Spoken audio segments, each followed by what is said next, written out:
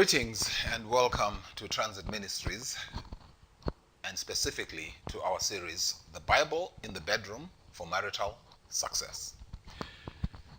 Paul says in 1 Corinthians 7 verse 2, to avoid fornication, let every man have his own wife.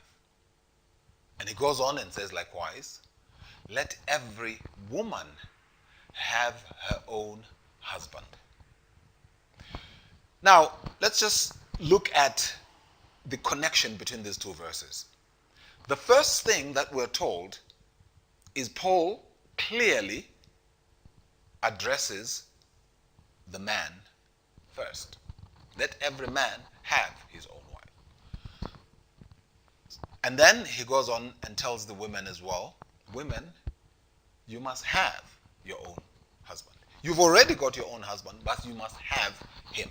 So Paul is making it clear that women must have sexual relations with the husband. The fact that he is already your husband, you have him as a husband, is not enough.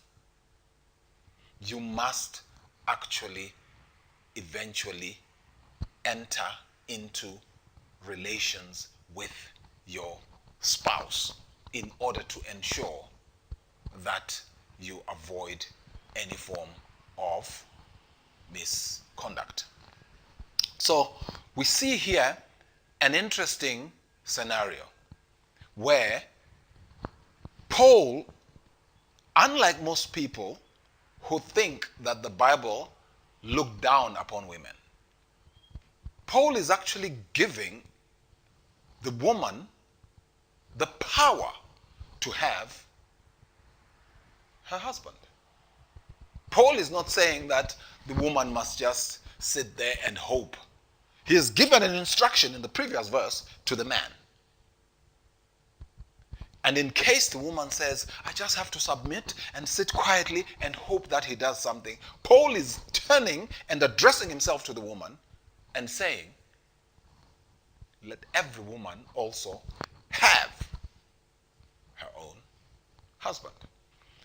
This is an instruction to the women, but because I'm talking specifically to the men, it is an instruction to us as men that we must expect that even if we don't initiate, the woman has a right to actually initiate. So do not expect that you are the only one who calls the shots. Yes, you've been given the instruction, but by all means, when it comes from your wife, there is nothing wrong with that. I hope we've learned something, and I hope we're going to implement this in terms of our open-mindedness and in terms of our ability to also initiate.